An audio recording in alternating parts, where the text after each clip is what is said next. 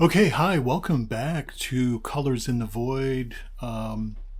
This week we're going to be talking about uh, Phish's October 1995 tour. I thought it'd be a good time to talk about it. The 30th anniversary of 1995. This is them coming off a superb tour in June. Very experimental, huge versions of Tweezer and David Bowie, for example. And they ended that tour in Sugarbush, Vermont, for 2 days, which obviously was a precursor to their larger festivals. Um, and then they had a couple months off, and they had four shows in late September of 1995 in Sacramento, California, San Diego, Los Angeles, and then San Francisco, or Mountain View, California, to be more precise. And those four California shows really they were outdoor shows, and kind of warmed up the band, warmed up the crew. They did have a couple days of rehearsal, I believe, in Oakland, California, if I'm not mistaken, before they went to Sacramento. So the month began in Seattle, October 2nd and 3rd, with back-to-back shows at the Seattle Center Arena. And I remember, and again, when I talk about this month, I've listened to most of the shows on from this tour, from this year, honestly. And so when you hear me talking about the music, I definitely was not at those shows. I was still an undergraduate attending college, and Fall '95 was great for me on a personal level. And I know it was amazing for Phish as a band and a community. And that's really why I wanted to talk about this month, October 1995, because I mean, the fall tour 1995 was a huge tour, 54 shows, I believe, and spanning from California all the way to Maine, and a lot of places in between. The arc of the tour, just all over the place, and in conjunction with the summer tour, the summer leg, they really canvassed the continental United States. I mean, it was an impressive year. I feel like they were firing on all cylinders and still growing. A live one came out on June 28th, 1995, and that continued to expand their fan base. I listened to that album a lot myself, and was still learning. As I mentioned in the last video, I came on Phish, kind of jumped onto Phish in early 1994, so just before Hoist came out, that era, if you will. So we're going to talk about the fall 1995 tour. We're going to talk about musical highlights, trends. It's just a great tour. Very, again, I feel like it's a little bit underrated, overshadowed by December 1995, and perhaps justifiably so. But I feel like October 1995 is amazing in its own right. So we're going to talk about that. So jumping in, they opened up the month in Seattle, at the Seattle Center Arena. Really good shows. They started a chess game back in Shoreline. So on the first night, Trey mentions it while they're playing a Bob Seger Night Moves.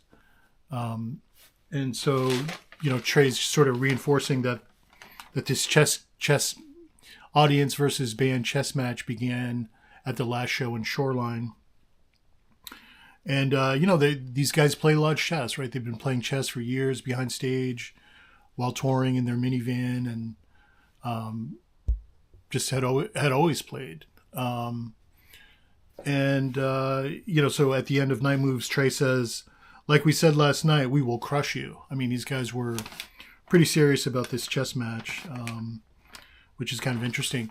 And, one of the early highlights from that Seattle arena show, the version of Simple from the second set, really showcased, it's probably 10, 11 minutes, showcases some of the earliest free jamming of the tour, if you will. Those first 4 shows in California were pretty tame improvisationally. I mean, they definitely had some great moments with Trey teasing Slipknot, the Grateful Dead Slipknot at nearly every show. I kept hearing him teasing it. He would play it in Bowie or versions of Stash. It was popping up in different songs all the way through British Columbia on the 6th of October. And he was playing it at every show. So kind of an interesting trend. You know, on the second night, and this tour is available on YouTube. I'm sorry, not tour. Well, yeah, a lot of the shows are on YouTube from this tour videos. I recommend those. But specifically the second night of Seattle, October 3rd, there's a great video on YouTube as well. So definitely check it out. And one of the highlights for me for that second night in Seattle, October 3rd, is the version of Sample in a Jar, Into You, Enjoy Myself that closed out the first set.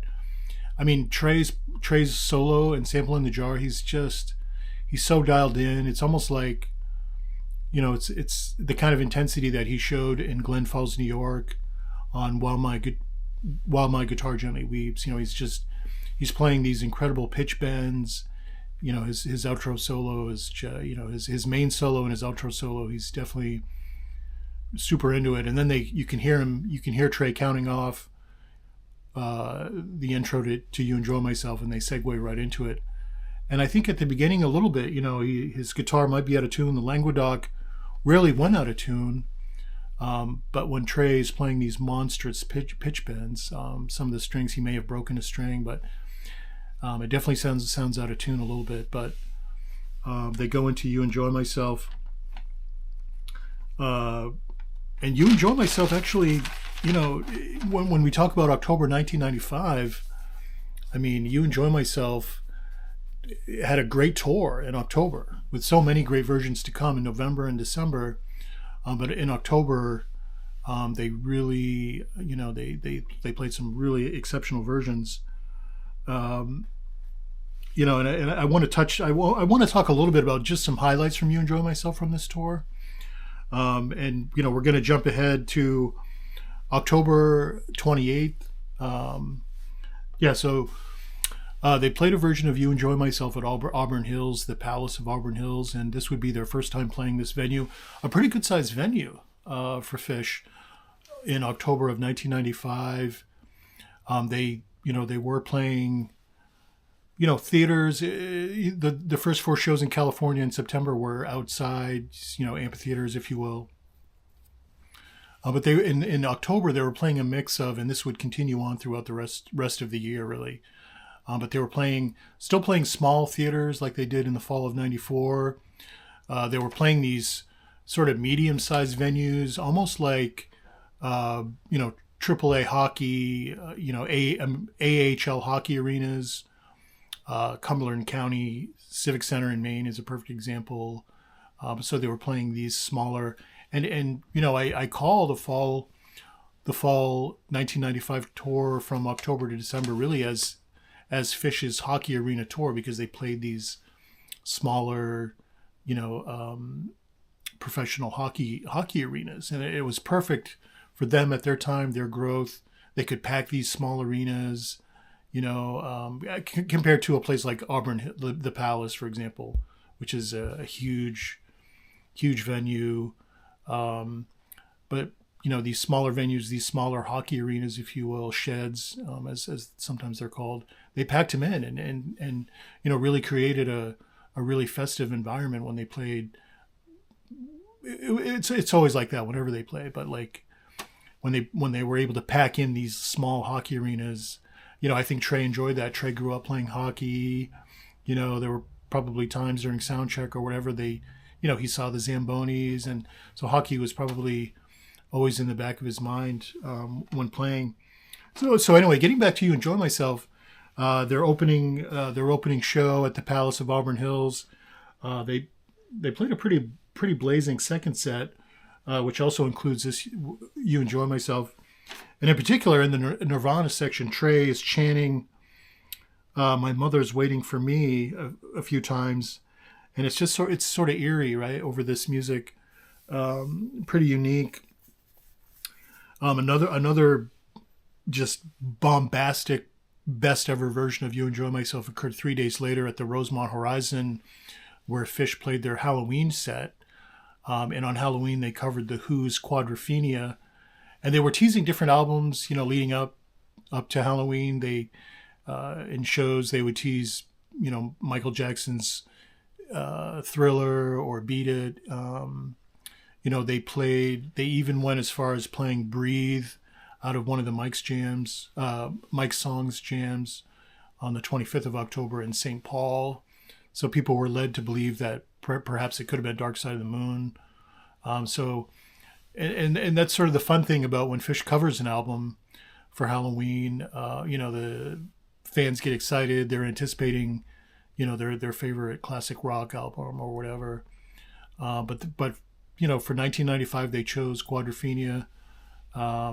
They were, so this was sort of they were obviously an arena band at this point.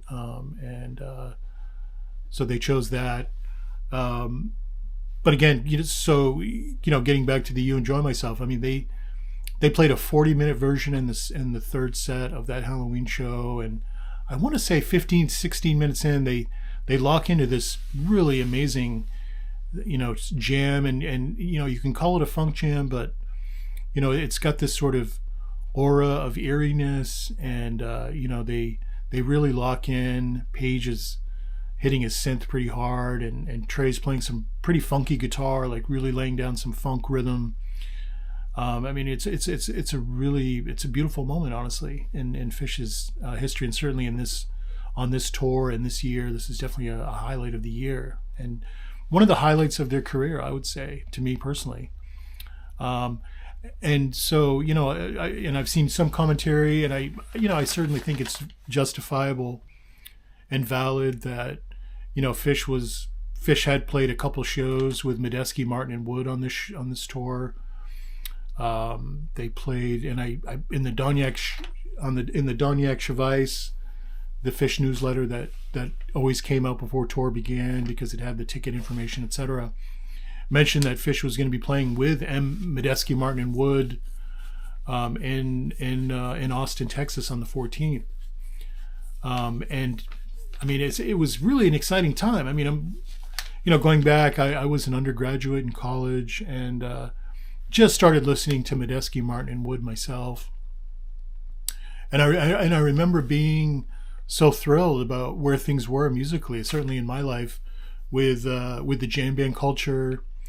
We had just lost Jerry that summer, and but the music scene was still, very, very progressive and in a lot of respects avant-garde.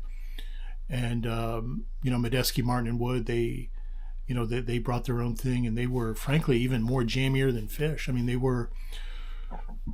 weren't a psychedelic rock band, but they were definitely more of a psychedelic jazz band, and they laid down some really funky grooves. And so this was, and specifically talking about Medeski, Martin, and Wood, this is during their Friday Afternoon in the Universe, through their music and tours predating when they created Shagman, which is a great album. So Phish had big ears. They were listening to a lot of Medeski, Martin, and Wood. So it was only fitting that a collaboration between the two bands would happen. Medeski, Martin, and Wood sat in with Phish during the 14th October version of You Enjoy Myself. And it may not have been the best ever version, still unique. And then 3 days later, Medeski joined Phish on stage at the Palace, the theater in New Orleans, for another version, for another jam. I'm sorry, and this one came out of Keyboard Calvary. I mean, I've listened to both. I think the You Enjoy Myself probably has a few better moments overall. I mean, I think their collaborations didn't necessarily pan out as much as we had hoped they would, but it was still unique. And I just want to add also that when you listen to those shows, if you listen specifically at the 14th October show, whenever so on the 14th and the 17th of October, obviously Medeski, they were hanging out backstage. They were, waiting in the wings to do their thing with Phish in the second set. But I feel like their presence alone, maybe the collaborations between the two bands didn't always pan out as well, right? And the You Enjoy Myself and the Keyboard Cavalry. But just their presence alone backstage, I feel like inspired Phish to play some of their best music.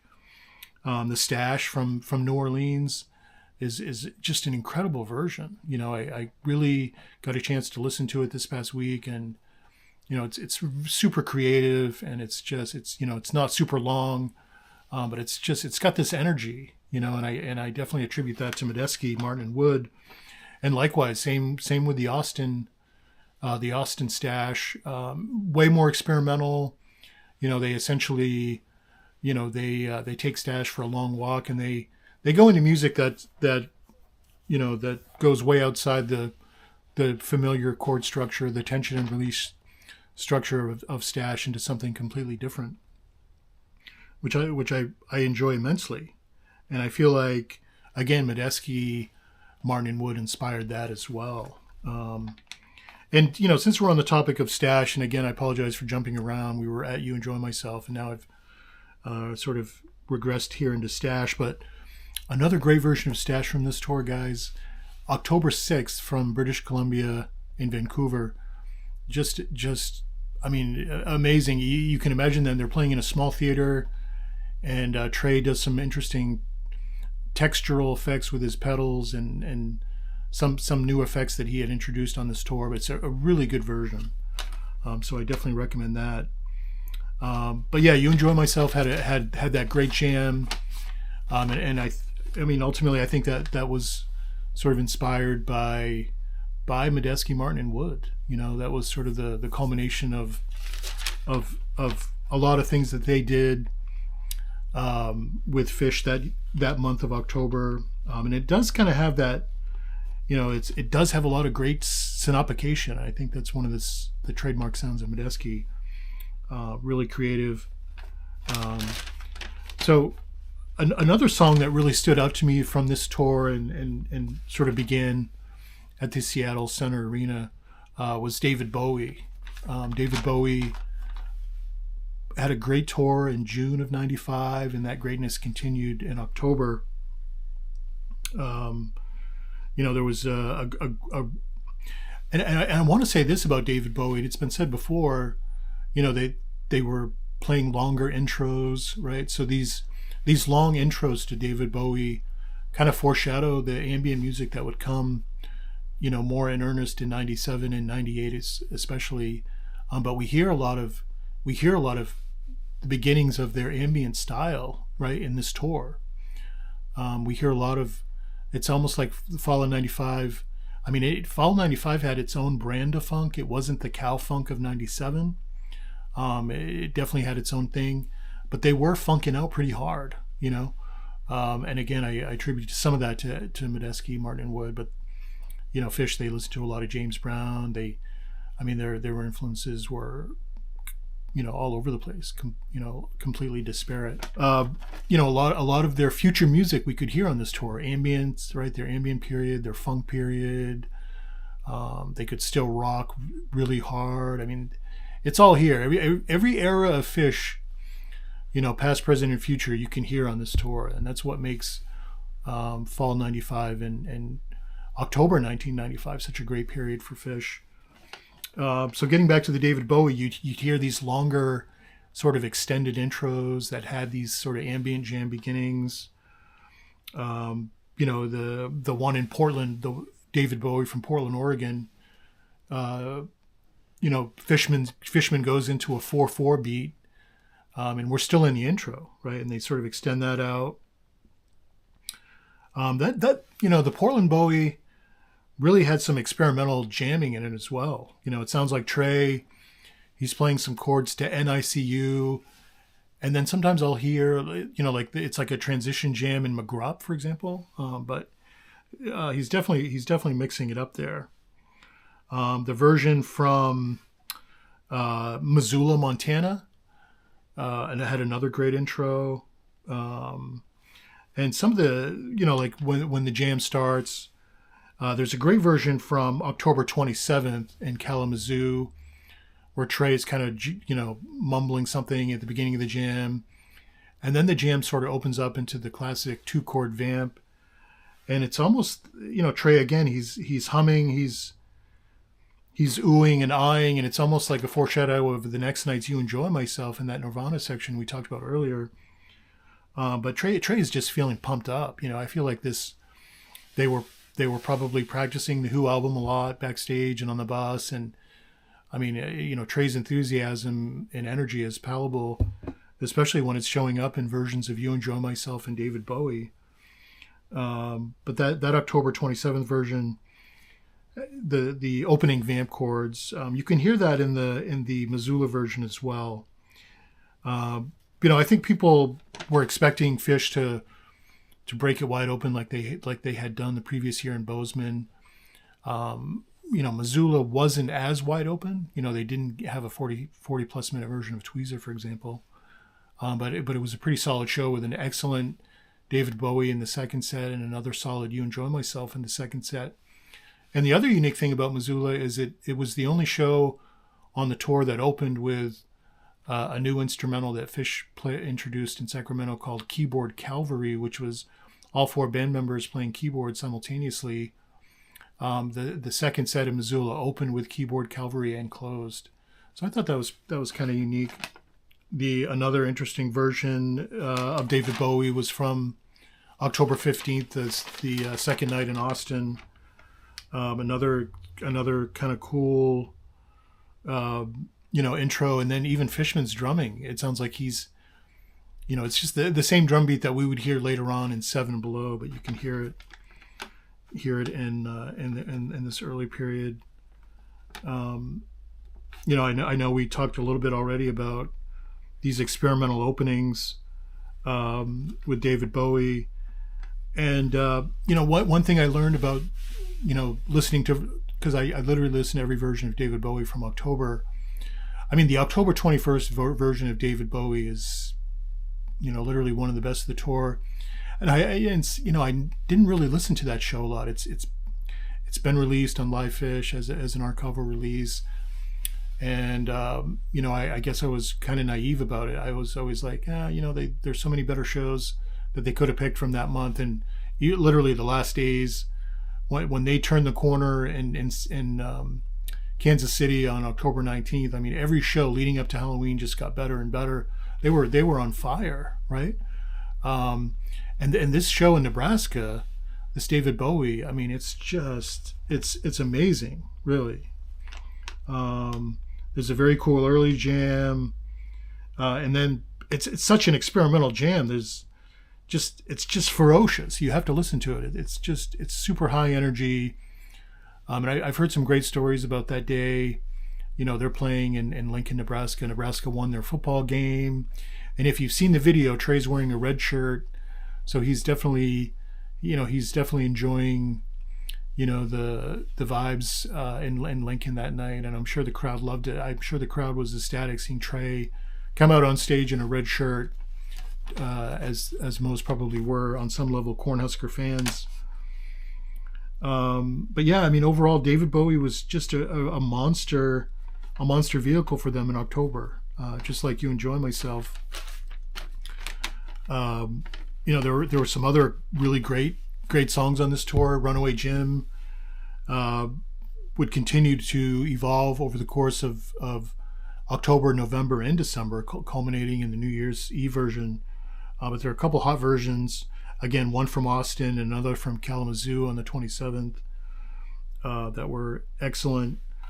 Tweezer, Tweezer was definitely a hallmark song for 1995, going back to the June tour, but definitely had held its own in October 95 with an experimental version in Vancouver, the last 3 or 4 minutes, the absolutely thrilling funk throwdown in Champlain, Illinois on the 22nd. I mean, again, talk about Medeski, Martin, and Wood influence.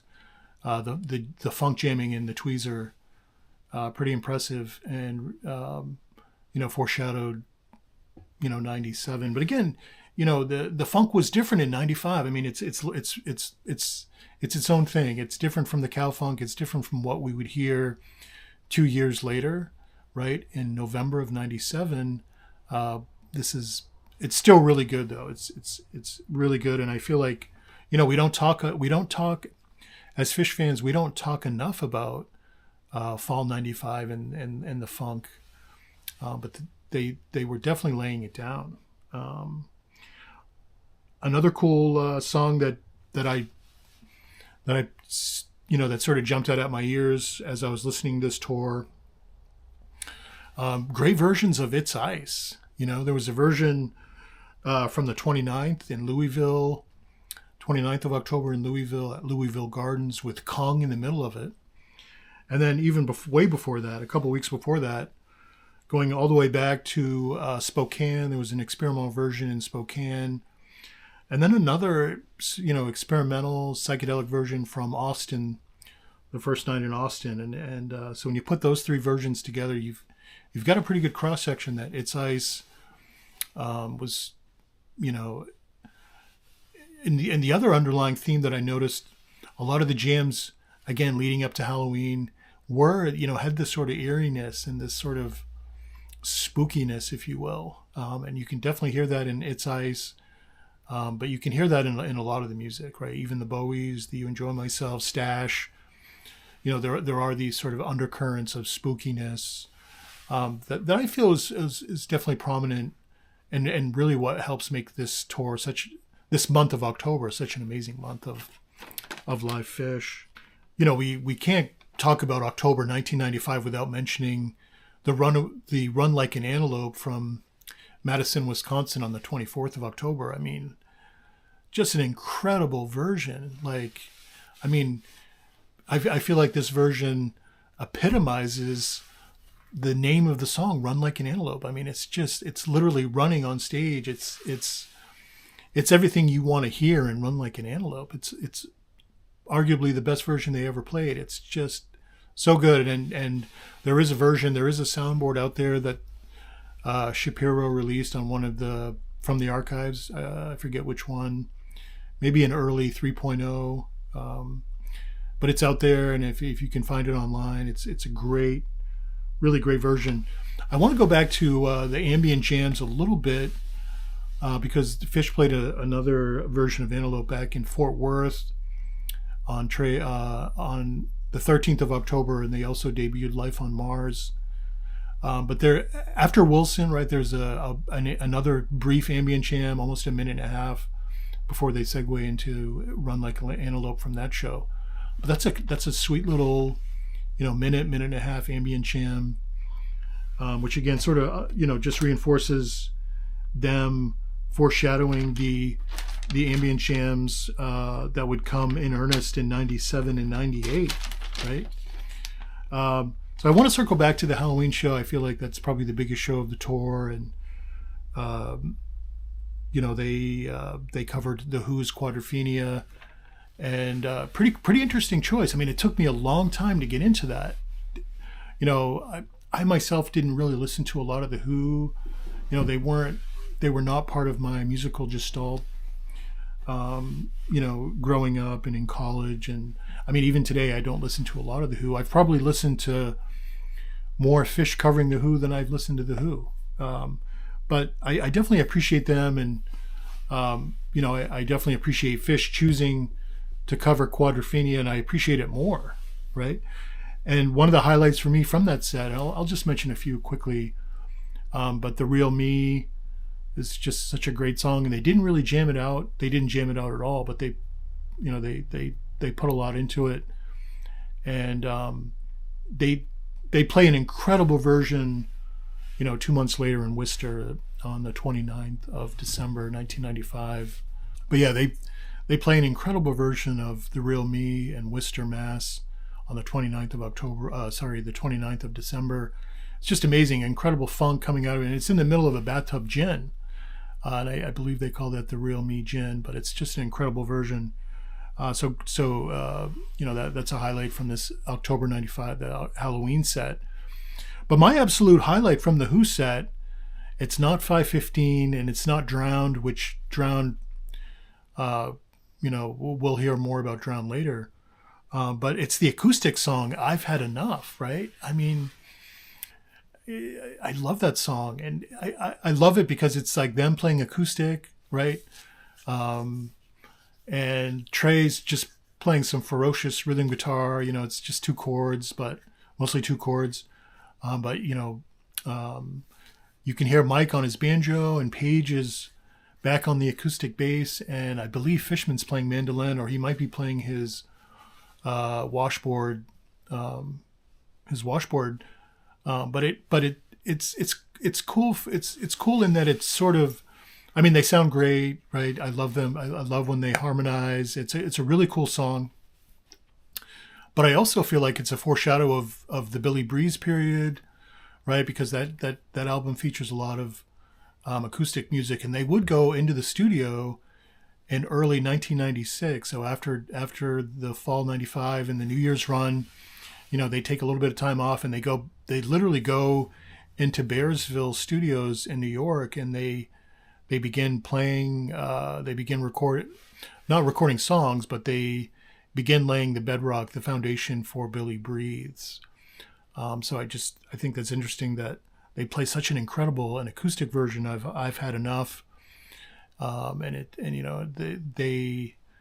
They were still enjoying playing acoustic music, and rightfully so. They just sound incredible. They sound, and going back to the previous fall when they played Boston's Foreplay Long Time acoustically, and I'll just mention the Bangor Maine show. I loved hearing them play that. I mean, so they at this point they've already established themselves as being a great acoustic musicians. I mean, they could probably show up at a band at a jamboree, if you will, and just do their own thing, play their own sets, and people would be thrilled. So I really like that from the Halloween set.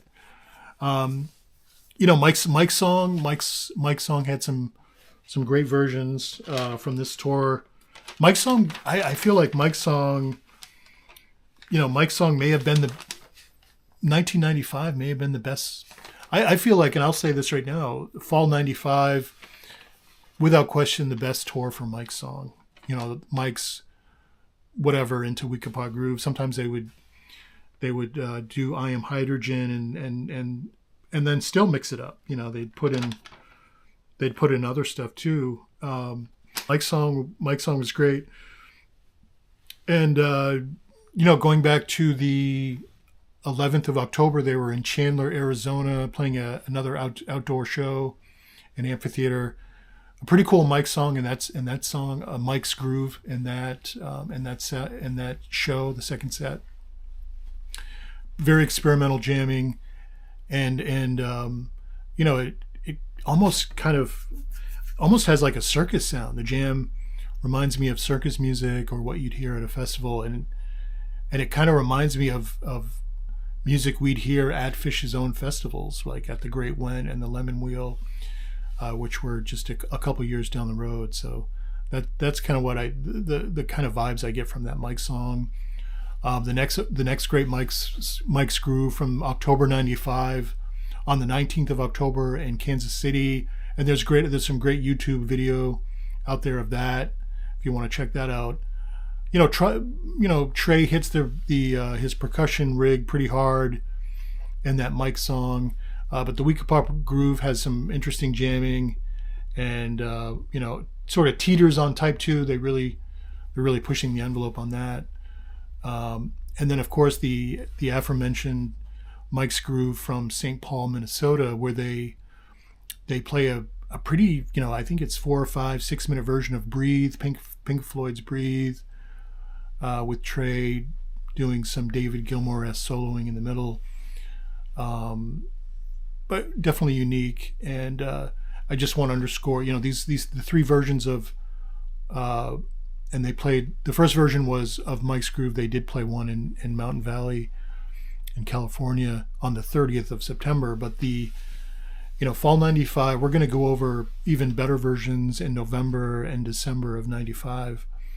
But the fun with Mike's Groove begins in October with those 3 versions.